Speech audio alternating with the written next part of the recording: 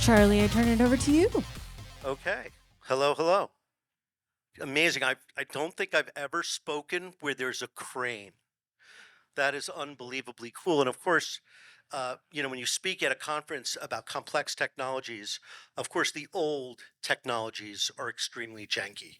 So I often get my podcast is often criticized because we uh, record it on Zoom. And we get all sorts of comments like, how can three tech guys have a podcast about VR and AI and their sound sucks? What the hell? Not very good for your authority. So our panel, machine learning retrospective, where we've come and where we're going, is a rather big and broad topic. So I think we're going to bounce around a little bit.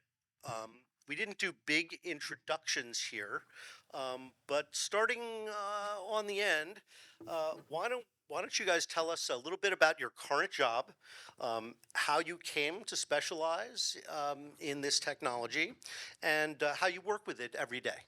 Let's just as a way of Sure. breaking the ice. Absolutely. And first of all, apologies for not being Jessica Hawk, who was supposed to be here from Microsoft, from our data and AI team. But I'm Andy Beach. I'm our Chief Technology Officer for Media and Entertainment at Microsoft, looking after our tech strategy. So I look after tech strategy, look at the ISV space and who are the right partners, and then what are the right use cases and what are the right AI scenarios that we need to be working on and focusing to make sense for you guys as customers. I'm Rick Grandy. I work at NVIDIA. I was a visual effects artist and developer for 25 or so years and started dabbling in AI and got an offer from NVIDIA, and I've been here about 6 years now. And I think the greatest thing about it is if you're curious about what is possible, it is just a great field to jump into. Hey everyone, my name is Bilawal Sidhu. I'm an AI creator. I make entertaining and educational content for over 1 million subscribers across YouTube, TikTok, and increasingly Twitter or X. Saying you're an X creator is still a little bit weird, so thanks, Elon. Prior to that, I spent a decade in tech, predominantly at Google, where as a product manager, and I worked on immersive capture, AR, VR platform, and geospatial 3D mapping. Got into visual effects and all this cool stuff, reality bending stuff at the age of 11, making really awful Star Wars fan films. And so I feel that same level of excitement today with this rise of generative AI, and great to be here. Hi, good afternoon. My name's Charlotte Nelson. I'm the VP of Strategy at Digital Domain, working with our clients and with our productions and how we're bringing AI technology to our films and to TV solutions. I'm also actually on the board for the Visual Effects Society. I'm the co-chair along with Mark Spatney, who's here. So if anyone has any questions about Visual Effects Society, please reach out to us as well. Hi, I swear I'm not on every panel, just a coincidence. I also swear that there aren't going to be a minimum of 2 English people on every panel. So we will rely on Americans at some point. My name is James Knight, and I run alliances for media and entertainment, I would say, globally. So work with the studios and a lot of creators and the ISVs, independent software vendors. That's the other thing too. There's a lot of anagrams, and people don't know what stuff stands for. So I always say, like, if I rattle off OEM, I'll say what it is, because people will be like, "What the bloody hell is that?" Yeah. I've been at AMD 7 years, and there's a term GAM at AMD, and I said global account manager out loud, and somebody who'd been at AMD for 10 years said, they IM'd me privately and said, "I'm so glad you said that, because I had no bloody idea what the hell that stood for." Guy walked around for years afraid to ask anybody. Yeah, he's like, "I know what a GAM is. Of course I know." I come from the production background and a member of the Visual Effects Society like yourself, and AMPAS and also BAFTA. So want to get AMD continually to be involved in content creation. So when I first started covering AI 7 years ago, we didn't really talk about AI. We talked about machine learning. So Bilal, why don't you just jump in here and give us your Google definition of machine learning and how it's being used, and the difference between machine learning and AI. So machine learning is a subset of AI, right? AI has historically had different definitions. Now it's suddenly synonymous with generative AI, just like, I don't know, Web3 and Metaverse somehow became synonymous.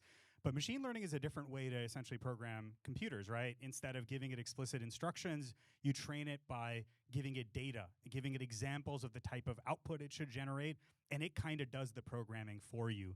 And I think the big shift we've seen now from machine learning to generative AI is like we've had two types of approaches: discriminative AI and now generative. Discriminative meaning it can like lightly understand, lightly predict things, right? Like next token prediction, like autocomplete, right, in your Gmail or something like that. But now it goes way beyond that to writing entire essays, producing images for you. And so I think like this is the trajectory that we're on, and that's really what you could boil down machine learning to. Jessica, what's the difference between AI and the kind of recommendation algorithms that have gotten us into so much trouble? I'm going to say that that's a question for that, Jessica. Yeah, I think you Please, it's Jessica please. over here. Please. Jessica as Andy today. So sorry, what was the Andy question? from Microsoft. Andy from Microsoft, what's the difference between AI and the recommendation algorithms that have gotten us into so much trouble over the past couple of years? Because it turns out that the technology meant to sell us T-shirts can also sell us very unhealthy ideas. Sure. A lot of the recommendations, particularly to the point that was just made, a lot of the things that we had today were highly trained and highly specific. You had to spend a lot of time training the algorithm, and then it did sort of one thing. It was a one task, and that's really what the recommendation was as well. And it was a bit of a brute force. It was like, you like this, other people liked this. It's a halo effect piece. And now particularly when we look at a generative platform and a generalized platform and a large language model, what you're doing is making inferences across much larger data sets. And those data sets are often tuned to a variety of things that are much more specific to you, much more specific to the content that you've been watching, and then also has information around sort of the cultural zeitgeist, what's being talked about in social media, and taking all of those vectors, that broader set of data, and being able to hone it in, you get a more explicitly accurate piece of information that feels more authentic. So that's an algorithm, but not AI. It is an algorithm. It is AI, but it's a generalized algorithm that's applying its knowledge against data that it's querying, whereas the other was a trained model that was just spitting back a result based on what it knew about the pieces that were known. So it was a much more limited, much more narrow focus, and now taking in broader sets of data to do what it was doing. Rick, just asking you a personal question, because you've had such a long and varied career with technology. So how has your personal view and knowledge of AI evolved over the years? And how does that track with your experience at NVIDIA? Initially, I knew nothing about it. So it was kind of, Well, good. I think everybody here feels like that. yeah. So it's evolving so rapidly. And I guess my experience was initially looking at having a very specific and narrow problem that you're trying to solve. A lot of it is something that's very repetitious, something that is taking a lot of time and a lot of labor, or just something that is boring and you just don't want to get it out of the way. So finding ways that you can, automate that process. And then when you start looking at other things, like what are people spending their time on that is not core to their function? And so you look at, well, people are searching for stuff. Well, what if you don't know exactly what it's called? How do you find it? Can you search by using an image rather than searching by using text? So we're looking at all these different ways. And so I started getting into it as, I was doing a lot of pipeline development for asset management systems and workflow automation. And it started off as what processes are out there that can help me, recognize the data coming in, and in a lot of cases, correct it. You're ingesting data coming from the field, whether it's camera data or images, and you can't always trust the metadata. Sometimes, like, you would like to think you can, but we started seeing discrepancies. So the first things we were doing was like, well, how can we look at processing the image using a computer vision algorithm to see if what the metadata is saying is actually accurate based on what we know of all the other images that we've seen over time? And then you start seeing results like, wow, this can actually do it. So this can make sure that what I'm taking in is accurate to what I need to see as a result. And then it's kind of like just blows up from there. And what's happened more recently is, people are looking at, bigger and bigger problems to solve. And so you see, companies that are looking at like entire end-to-end pipeline solutions. And then what we see with generative AI and what you can do with the transformer models today is just mind-blowing. But at the end of the day, there's, what's trending for people's curiosity and what's kind of just out there, and I'm playing with this, versus what's actually available to use in production. And so a lot of us is, taking and looking at kind of like that approach of like, well, how do I make it so this is directable by an artist? Because anyone can hit a button and put in a prompt and like get a picture, but is that a picture that is, something that's going to be utilized by the production in any way? And so we're looking at more that directed approach. Feel free to jump in. Go ahead. I wanted to ask, am I doing it right? I am doing it right. When you said, I know I'm not the moderator, but I just had a question. From my right honourable friend at NVIDIA, AMD and NVIDIA do actually work together. So we are actually friendly, believe it or not.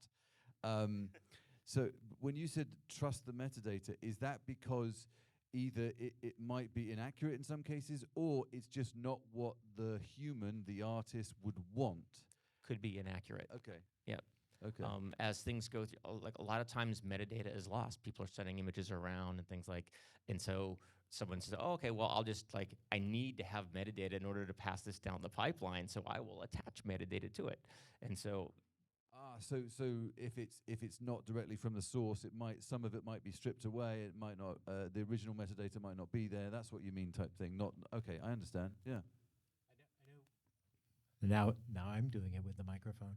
I know that not necessarily in the production side, but in the sort of the content management and the catalog management side, we see a lot of problems around the metadata, like languages and other things, where the Spanish and the French will get swapped somehow in the metadata, and you might not catch that forever. And suddenly you're publishing content and you're doing final QC checks, and you're like, oh, all of Harry Potter has the wrong language on it, and it's like, okay, and so it's to that point of like sometimes the wrong. But you don't say anything. You won't tell them. Yeah, well, they'll figure it out in France, right? So for the panelists, the questions are not really tailored to any one of you. So if there's a topic you want to jump in on, just give me the body language thing, and we'll make sure that you get to contribute. No, don't want to take that call. Charlotte, same question for you. When did you start hearing about AI, and when did it become something that was front and center in your day-to-day job? Yeah, absolutely. So I think like many people, I know about AI from sci-fi. And I work in visual effects because I have a love of fantasy, of science fiction. And so we have a preconceived idea of what AI could be. And I think for some people that can be a little scary. In terms of the reality of AI, really comes with my joining DD. So I joined Digital Domain 2 years ago, very much in the building and business development part, and starting to learn about our technical solutions that we were able to offer the client is really what delved me deeper and deeper into learning more about AI and speaking to some of the experts at our company. So Digital Domain's been creating humans really since Benjamin Button, the curious case of Benjamin Button back in 2008. But the first time we actually used machine learning was with Thanos on Endgame and Infinity Wars. So the difference really at that point is how can we use the machine learning to train the model. We used it for, we have a proprietary software actually called Masquerade. And Masquerade actually is the performance capture. And that performance capture and training was able to capture the nuance of the performance. And it all starts with the actor. It all starts with Josh Brolin, and amazing performance that we want to then capture that detail, a lot of data, feed into our internal models. And obviously we have to be very careful about security. It's really important to our clients. So we have proprietary software, we have in-house data systems modeling, and this machine learning that we're able to then utilize. So then actually for that, it was only about 20 minutes of screen time for Thanos. But when we did She-Hulk, it was around 40 minutes. And we actually brought a new layer in beyond actually capturing the performance of Tatiana. We actually then were looking at what's so difficult with digital humans, and this is really where we're using AI to solve a problem that we have, which is that uncanny valley that you can get with creating a digital human. So with our high demand from our clients and our high standards for ourselves, we actually started to use something that we've developed, which is called Charlatan. And Charlatan is a proprietary face swapping tool, a deep fake tool, if you will. And what we actually did was take that to overlay on top of the asset that we'd already built to really take it to that extra level of buy-in, that extra level of human quality that made her so believable. So combining the performance, the machine learning to be able to scale our artists, to get them quicker, to get them to that really fantastic solution. Machine learning was really crucial to that, but it certainly doesn't replace the artistry. It's a combination, it's a tool to be used, it's a way of scaling up to get there faster and be able to do more iterations and have more input from our clients. Great. James, we watched the evolution of machine learning, and at least from the outside, it looked like it kind of put AI, it provided the kind of power and data that AI needed to create good models. Is data what is driving this inflection point? Is it labeling? What happened specifically that brought us to this point, or brought OpenAI? They were the first to go, but there are many other companies now making LLMs, large language models. Was evolution of technology. Really, I suppose, technically speaking, a computer has always been artificial intelligence, a form of it, right? I think maybe when you bleed over into, or when you move over into having a computer, a chip, a series of chips, fake emotion, right? That's when the people start noticing, oh, the AI is actually a thing, because now it's going to make things that I can feel about when I watch, or when I read it. So I think maybe it's just that it's unfortunately that not unfortunately that's the wrong word. It's the natural evolution of, or the unnatural evolution of technology. And one thing you were saying, in as far as DD, when you take the performance capture of Brolin and use that for the 20-minute screen time for Thanos, I think in as far as feature film content creation, there are going to be multiple artists that work on that character, and you want consistency. So there's sort of like a graduated template that none of the artists will be able to go below, so you have that consistency. So you won't look at Thanos in one scene and the next scene go, oh yeah, that was that guy we just hired the other day. Look, I mean, he completely screwed that up. So from that perspective, AI is sort of a safety net as well, because it can at least make sure that there's a minimum level of quality and authenticity to an actor's performance. I'd just like to add to that as well, the 20 minutes, and then it was 40 minutes actually for She-Hulk. But we recently completed, for The Quarry, 30 hours of performance capture. So machine learning was actually crucial to be able to scale up, to be able to take on that type of huge amount of work for multiple characters. Yeah. That's a long movie. That's a lot of data. I think back to the original part of the question, one of the big things that has happened is you look at like transformer models are kind of like the big thing right now, and they have emergent capabilities. You give it a little bit of data, you can ask it a question, and you can get a simple answer. If it trains on a lot more data, it can get a more complex answer. You give it more and more data, and all of a sudden it can give you the answer in another language, or it can start generating code that code will give you the answer. And so we hit this point where it's like, well, more and more data, and the nice thing is I don't have to label that data because it's going to learn like a person does. Like it'll just kind of recognize it from its environment, and you give it more and more, and it gets smarter and smarter, and it gets these new abilities. But then you hit that inflection point of like, now I have to have so much data that is like computationally impossible to get better. So I think the big thing now is looking at, well, there are processes called distillation. It's like, well, I've had all this data to create this model that can do anything, but I don't need to do anything. I need to do this one thing really well. So you're asking the model, well, you've been trained to know everything. Tell me what I need to know to train a model to just do this one thing. And so now you've gone to these huge, we call foundation models, which are used by OpenAI and us and others. And the idea is like, give me the data set that I need in order to make a very targeted model that is small enough that maybe I can run on a mobile device so that I can easily run on an edge device and provide something specific to whatever my customers need. So you're referring to, and Bilal, this is a good question for you. You're referring to starting to train your own models so that you can get consistency and so that they understand the project and the aesthetic of the project. I think train your own models if you need to train your own models. Like Yeah, there's a lot of great things out there. Right, if you need to. But if you need to, definitely. And, we look at the idea of augmenting, a model. So you've got a model that has been trained with all this stuff, and then you fine tune it with your data set. So you can take the advantage of, I want to recreate all the characters from this, particular franchise. They all know the same things about the world, but then I want to have the response delivered in the persona of each character.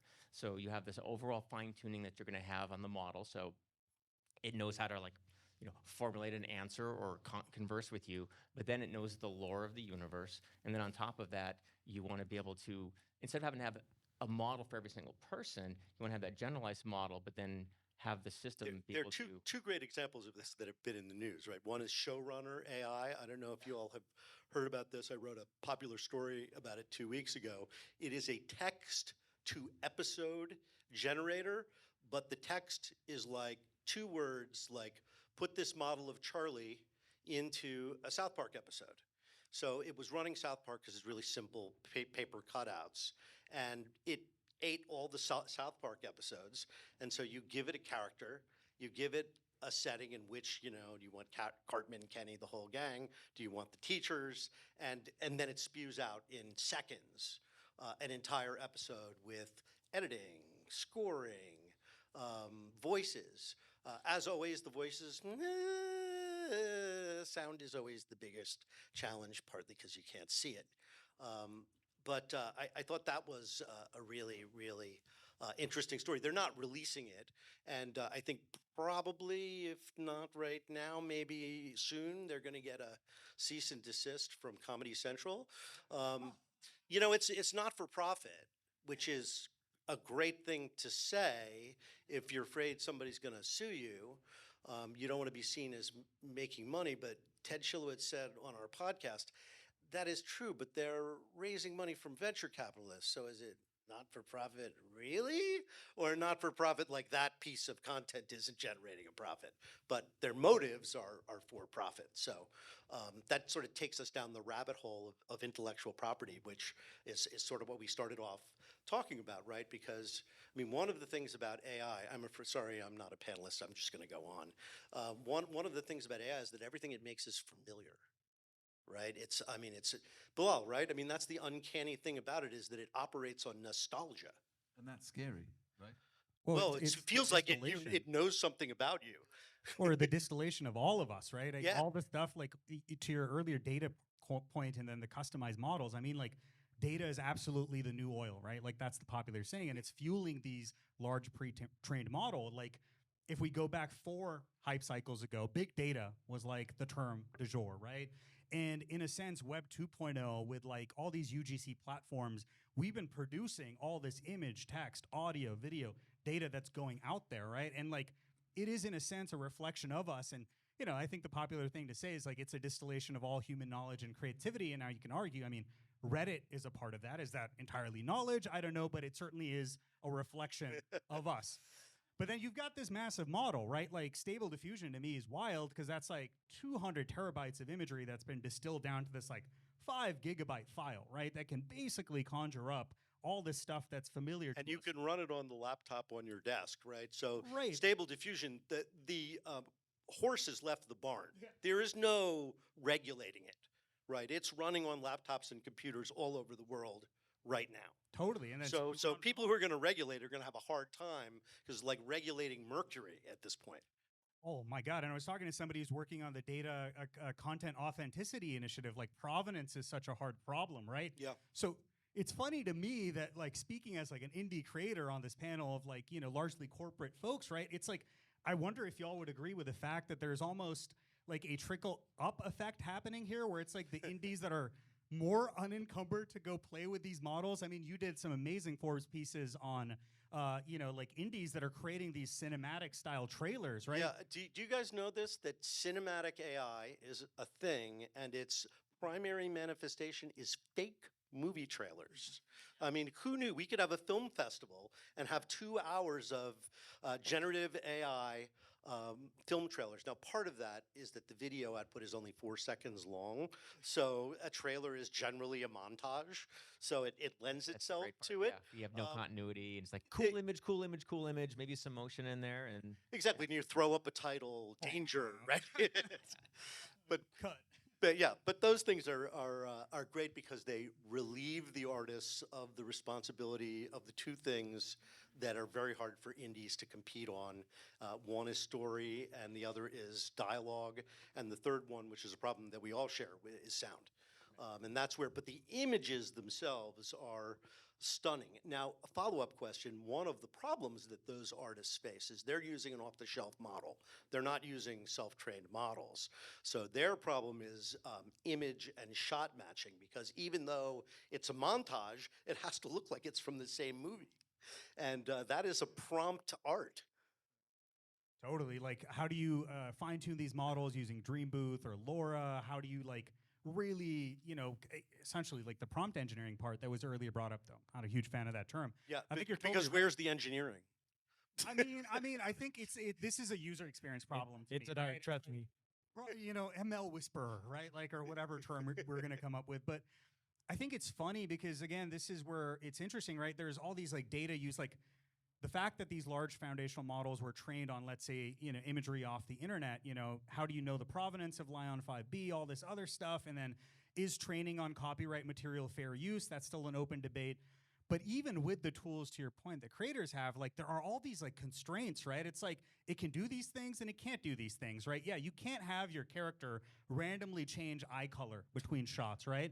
And so I think that's where the places where this stuff is thriving is like taking these tools and fitting them into kind of classical and existing workflows, where you do go into After Effects or Nuke or whatever and add that final consistency and polish and kind of work with those constraints. But yeah, it's like I see this gamut between, like, I don't know, what you mentioned about how do you get these things production ready. I feel like there's a huge chasm that we need to cross to get there in certain aspects to be truly controlled and production ready. And I think control is the big problem that everyone's trying to solve right now. And I think when you look at it, like right now, it's you've got a lot of stuff that's out there that's fairly technical to utilize, and a lot of it's coming from research, and then people are startups are starting all over the place. But what's going to start happening is like we're partnering with companies that actually own their data sets.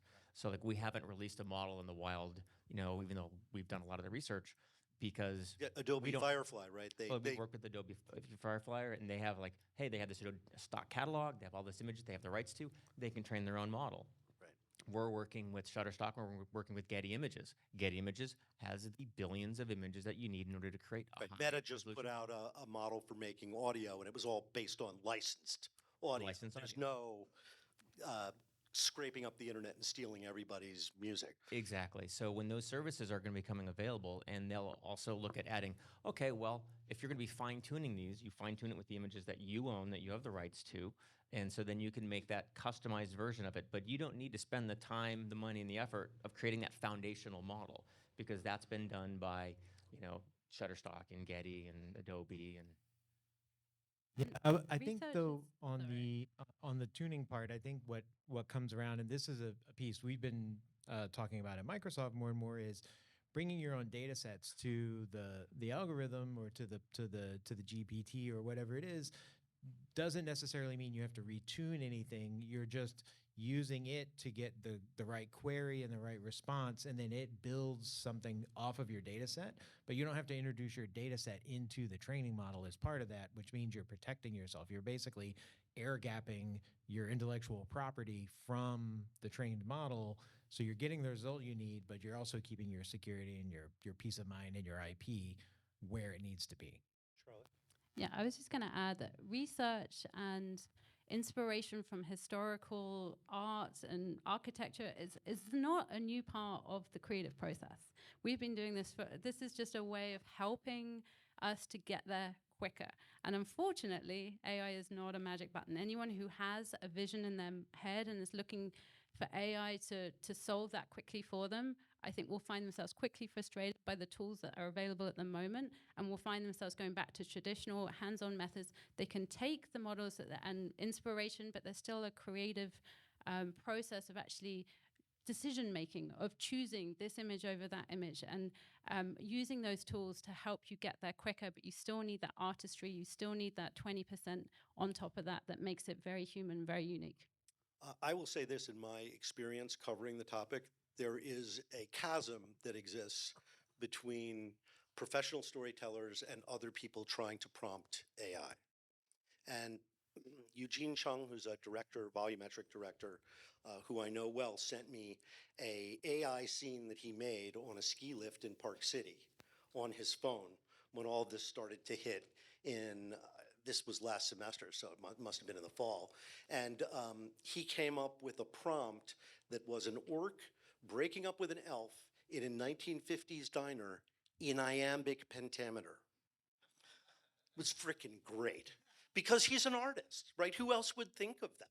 So, this idea that, oh, by the way, all these great, and Bilal, again, I think your comment on this would be very welcome, but, all these great AI things that you're seeing are edited on Adobe Premiere, they're scored, they're written, the choices that get made on which shots to use and which shots to redo, and, all that's a human, right? So the end product, when we look at it and we go, oh my God, yeah, it was kind of shot with AI, but everything else is still a human.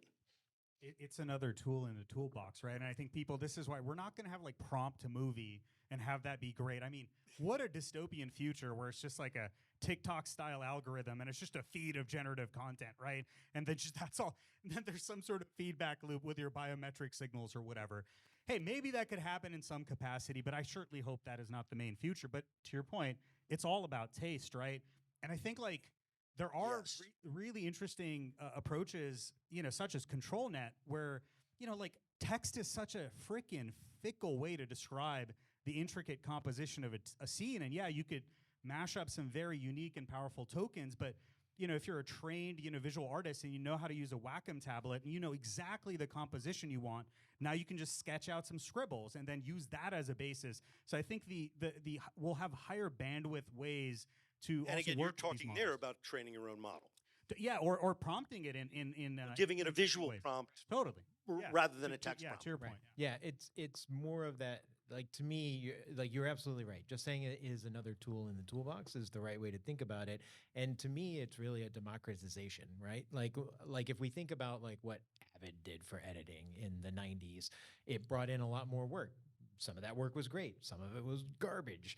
And like I think any new innovation in the tech stack, you're going to see that sort of initial piece until we figure out what is the way we use this in the language of filmmaking or production or other elements to do what we want. So we're in that early stage of seeing it, but we're going to see refinement of it so rapidly because it is advancing so and evolving so rapidly as part of this.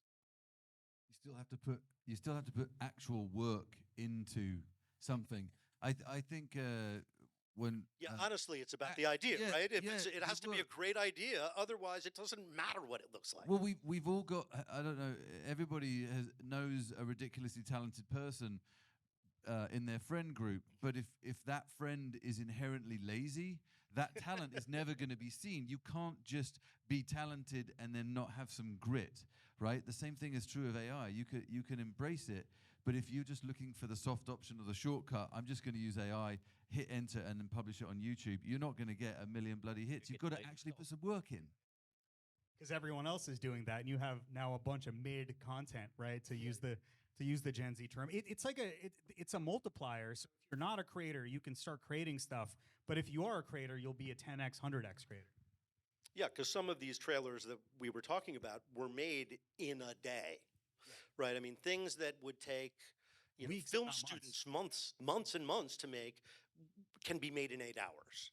So that is really wild, right? That you could be a film student, and instead of needing to get 12 people and check out all this equipment, that you can kind of, with some patience and some help and watching a lot of YouTube videos, it's not unlike learning a game engine. YouTube is your main instructor. If you cannot learn from YouTube, you don't even try. Well, I think this actually brings a new challenge for us in this time because things are moving so quickly. We actually have a AI steering committee at Digital Domain that is looking at all the new releases, all the hot topics that are coming out and making decisions about what is useful to our production process, what has value and where, and how do we focus our time? Because we can't look at all of them. There's a lot happening very quickly. But I think in terms of the Visual Effects Society as well, how can we support our artist community? How can we help them embrace these new tools that are available and really learn techniques in a way that's helpful to them and help them make the decisions of where to start as well? I'd say a lot of it comes down to what is the required quality for the output. So you see a lot of these things, and like if you look at it on your phone, you don't care about the resolution, and you don't care that there's an explosion in the background, but the explosion is not moving, even though the people are. It just depends on what you're trying to get out Great of for it. storyboards or concept art. Storyboarding Yeah. concept, and as we get more targeted tools, like specifically, like if you use machine learning as a way to improve like computational fluid dynamics. So now I can do this giant ocean destroying New York City, and it only takes me a day to compute instead of a week to compute. That's huge. Yeah. Yeah, absolutely going to change things and democratize things.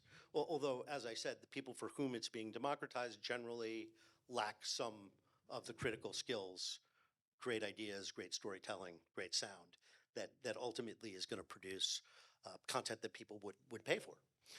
So let me go back to one question about Microsoft, because I think we sort of skipped over this inflection point. At the beginning of CES, so this is like January 1st, I was moderating a panel with Aaron Luber from Google. And I don't know if you guys can go back to the ancient days of January where there was a major worldwide freakout and a 4-alarm fire at Google where people were like running down the hall with their pants on fire. And Aaron Luber calmly said, Google has always been an artificial intelligence company. So it's like every Google executive is walking around the world saying that right now. So getting to Microsoft, was there that moment at Microsoft where sort of it became clear you were going to add OpenAI and people were running down the hall with their pants on fire?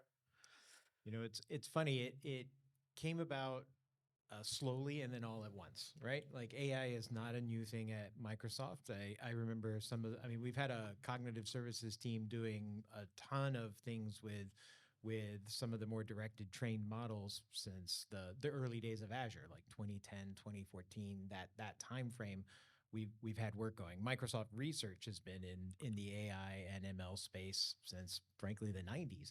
So there's been a ton of research, and then the momentum and the pivot came really around things like OpenAI and this next wave and the early investments we made there that became the game changers. And the slide that I started using in January, probably right around the time of CES, is the true gift of AI is that I don't have to talk about Metaverse anymore.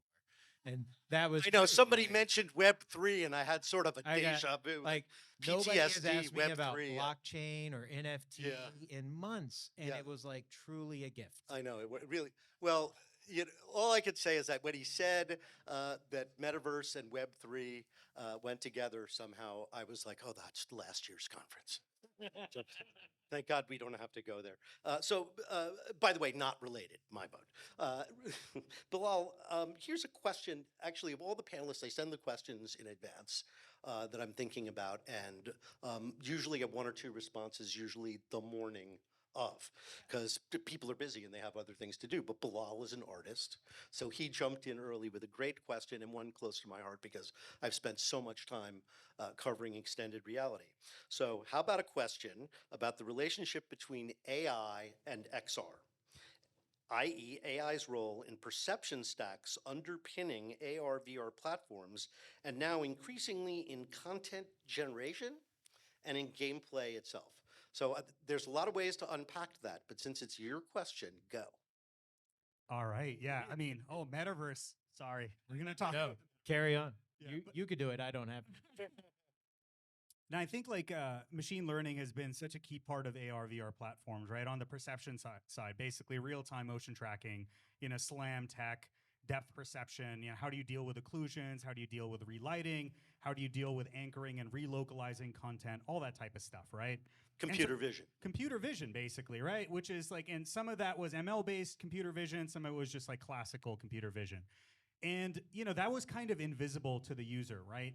But we all talked about similar things, I think, when Metaverse and AR, VR, or AR, VR, and then Metaverse is sort of the catch-all term, predominantly driven by Meta. Facebook's rebranding to Meta kind of made it the all-encompassing. VR and Metaverse are not the same thing. Oh, I agree. So let's just VR, AR is a way, that's a stipulation. It's a hardware to experience the Metaverse. You can experience it on a 2D device, right? But point being, we were all like, yes, we're going to have UGC 3D. It's going to be awesome. Just like we make YouTube videos. And everyone's like, wait, everyone's going to go learn Blender and Maya. And how are we going to optimize these assets? And who's going to put this into Unity and Unreal and imbue it with interactivity? And I think finally with generative AI, we have this technology and you're seeing it in the early stages, right? Certainly all the reality capture, neural radiance fields, improvements to photogrammetry, to digitize reality, but also to create pull 3D models out of latent space.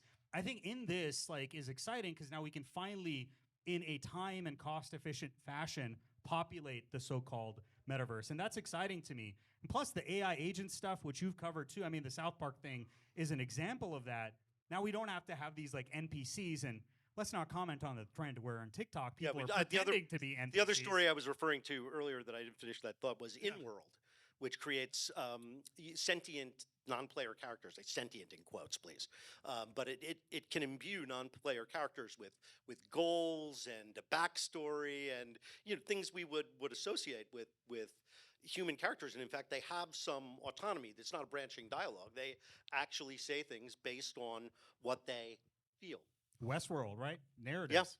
Yeah. I'd like to jump Please in here. jump in. Actually, this is the natural progression for us for the digital human, is AVH. So we have Zoe, who is an autonomous virtual human, and she brings all of these tools that we have now created together. So we're using the masquerade, we're using the performance capture, we're using Charlatan in a live way to actually help give that humanized look to her. We're also connecting with chatbots and able to have a dialogue with Zoe. And things like machine learning cloth has enabled us to do this in real time. And right now, she is on a machine at DD Studios. But the next step for us is looking to get Zoe into the cloud so that we can actually scale that up. Yeah. So I see Rick fidgeting because I know these questions are somewhat seriously relevant to you. 3D modeling, 3D virtual spaces, and AI. Possible? Oh, yes. I mean, we're seeing it now. I mean, there are models out there that... You have Omniverse, right, which would be a platform for that. Yeah, I mean, Omniverse is a platform for developing an application that does not exist. So the idea is there's a lot of tools in the chain right now. People are moving more and more towards 3D content. How do you have a system that allows you to tie everything together? So we're working, with, it's now OpenUSD, so kind of an open, 3D standard for describing these scenes, describing these interactions, and making it so that we can use the existing tools that you have in your current workflow, so you don't have to relearn everything. We don't want to reinvent the wheel. We want to make it so those tools communicate effectively with each other. And then also when you have new capabilities like, I want to have, an AI texture generator in my 3D scene. So I'll have like high resolution assets up here, but I found this thing, or I captured this thing, but I want to change it from, a red carpet to a blue carpet. It's in the background. I don't care about it. I'm not going to spend time painting it. Maybe I can have a texture automatically generated for that. So adding these AI tools. So for us, it's a platform for our internal development, so that we can, like, everything that we do around generative AI and graphics in general has one place to live.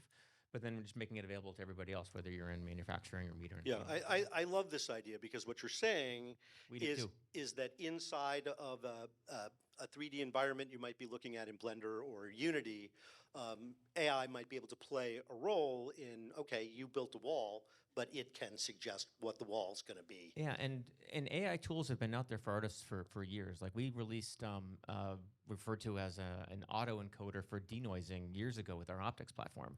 And the idea was, an artist would sit there and wait for minutes to hours to even get to the image rendered to a point where they could make a decision on whether or not they needed to make a change to the lighting.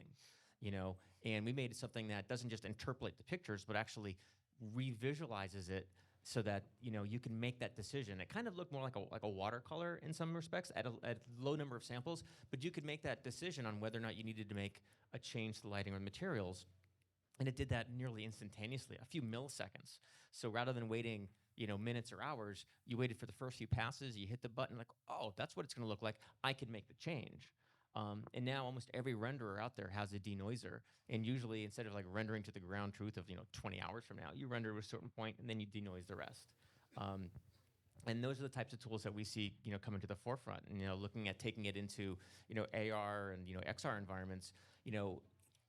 What if you only had to generate the rendering for one eye, and then you could infer the other eye from it? Now you need half the computational power that you needed before.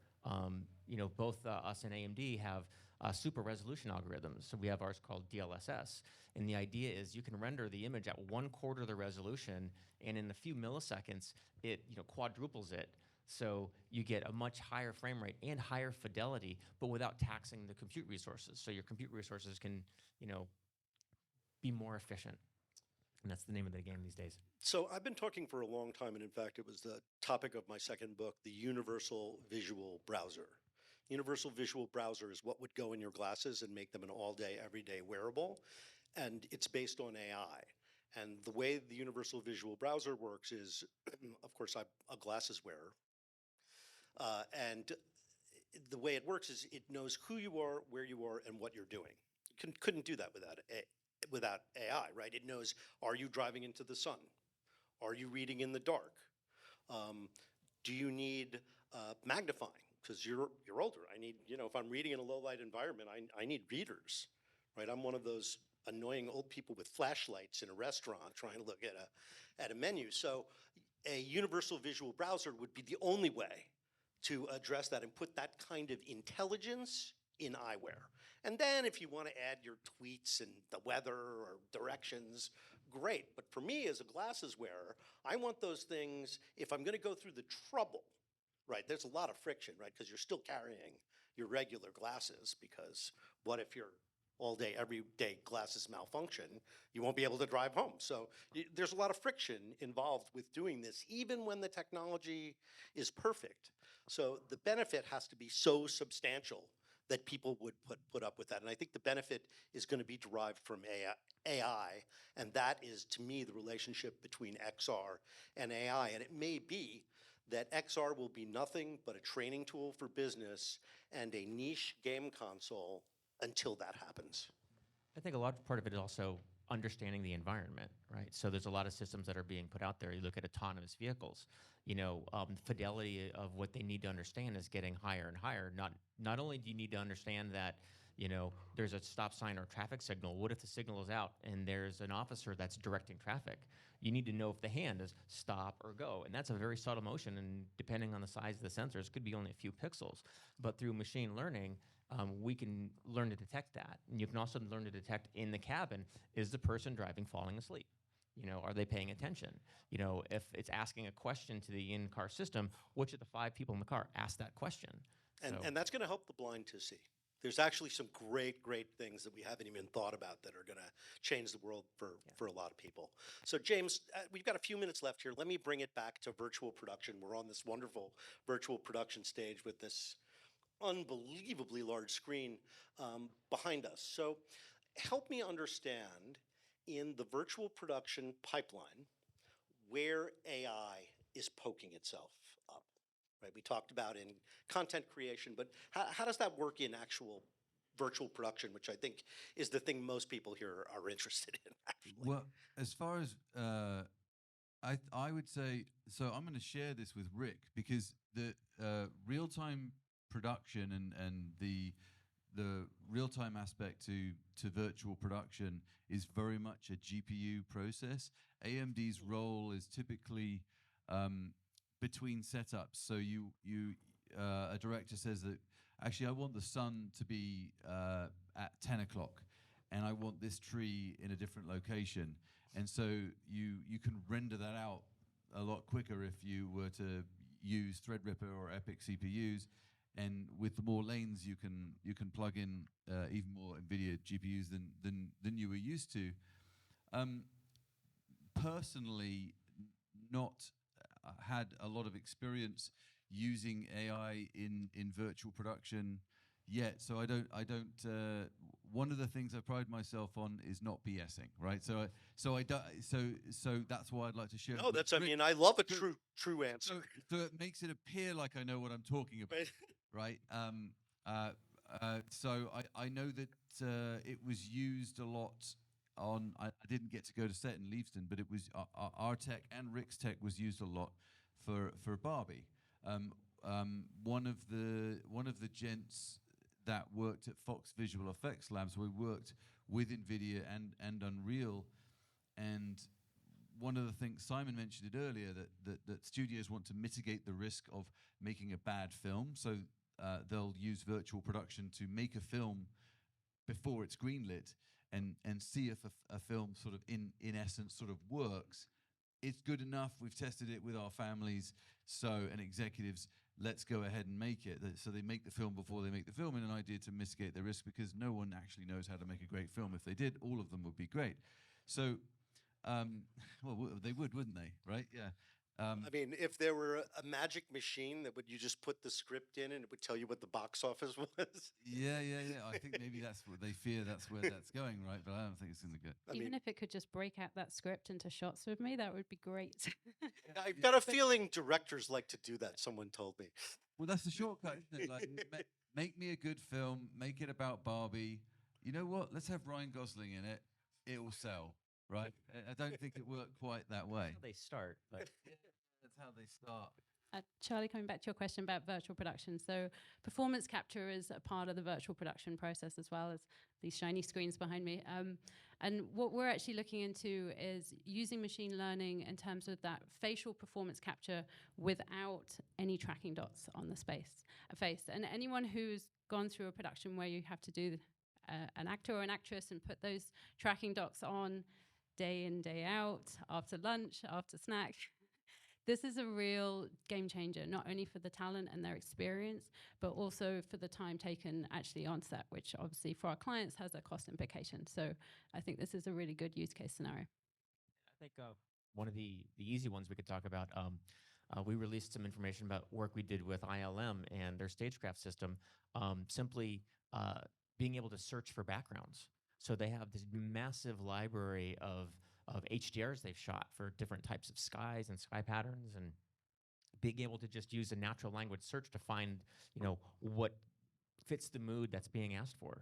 So that's, we call it deep search. It's integrated as part of Omniverse. But, that's kind of like the starting point. And now you can get into, okay, well, I found an image as a starting point, but let's see if we can use generative AI, because I need to have this integrated in the background. I need to make these small changes to it. And I think that's what's going to come next.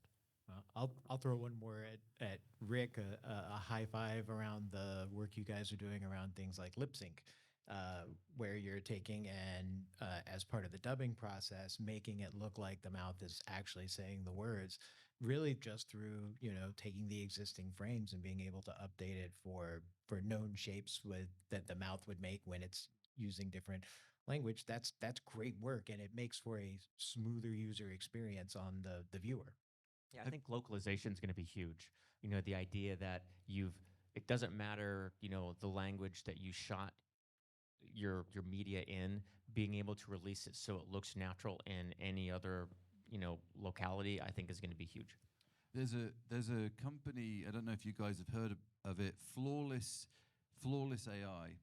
Have you heard of them? Yeah, it's remarkable. I forget the name of the film. It's a monosyllabic title, and the premise was these actresses get trapped up high.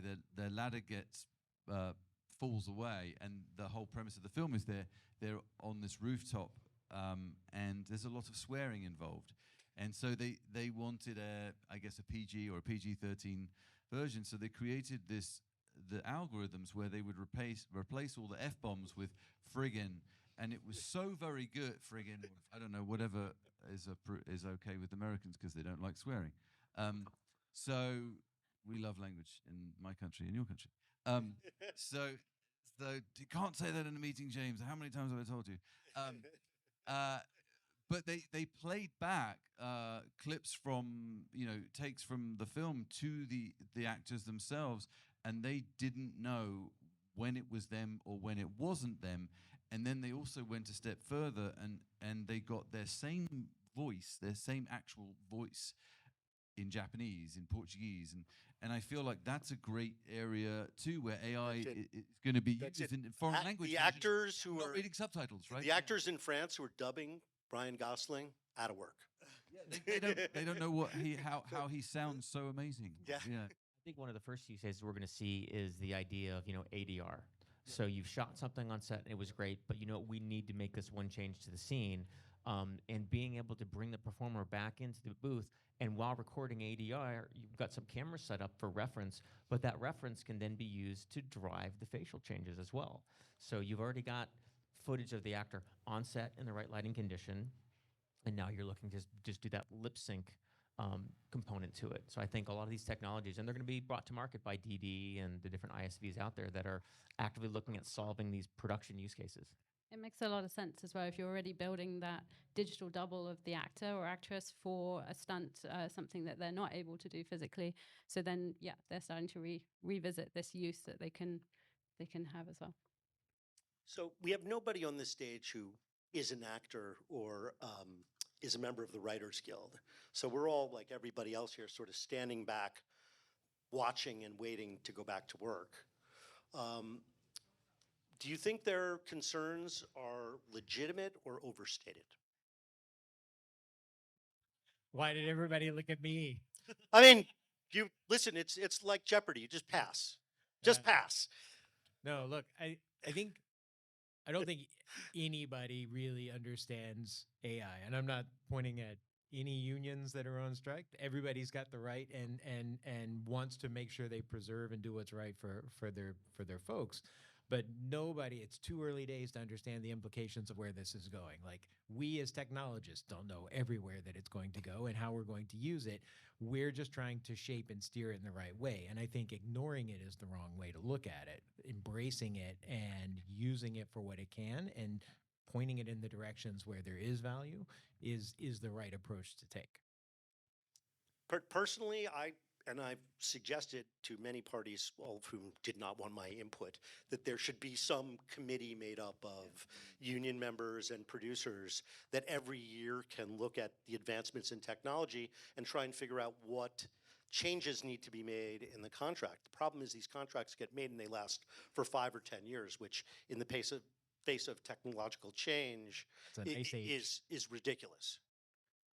I think a lot of this is going to, again, center around quality. You know, like I can hire my neighbor's kids to star in this thing and end up with, well, someone who's untrained, has no performance, background, and I get what I get.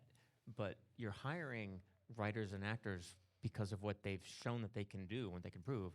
What I like about AI is I can remove certain aspects that are intrinsic to that performer, like their appearance, but I can apply their performance to someone else. I can make that. We see a lot of like making someone older or younger. What if there are other aspects of it. We've seen, with Avatar and, with Thanos, I can make someone a believable, alien, things that we can't do with makeup. And so I think that's the thing that we're going to be looking at, in the near future is how can we, take the performance of these artists and help drive them in new ways. I would echo what you said earlier about the genie's out of the bottle, right? So I think fighting this is going to be exceedingly challenging. We'll have models such as Adobe's that have rock solid data provenance. We'll have hopefully some sort of legal outcome of whether or not you can train on copyrighted material and if that's fair use or not. But I think like there's an awesome force multiplier effect everyone should be harnessing, right? Unsurprisingly, I'm totally lean into this. But historically, you've had sort of this like T-shaped analogy of, you're broad in certain areas so you can work cross-functionally, and then you build your deep well of expertise in a certain area. I think the fact that we're going to start orchestrating these AI agents, if you will, these models, lets us go from being like T-shaped to a tripod or a table. And like if you're a writer, you can start making visuals.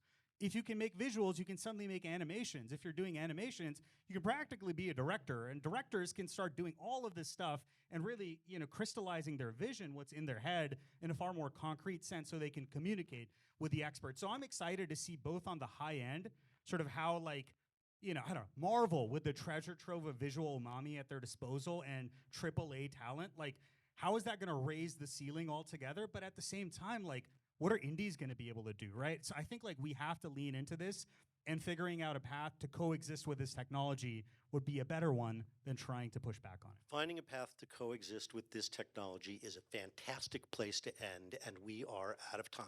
Thank you, everybody, for listening. Thanks to Production Summit, and we'll be around if you have any questions. Thank you again. Thank you. Thank you, everyone. So in this room, we're having editing marvels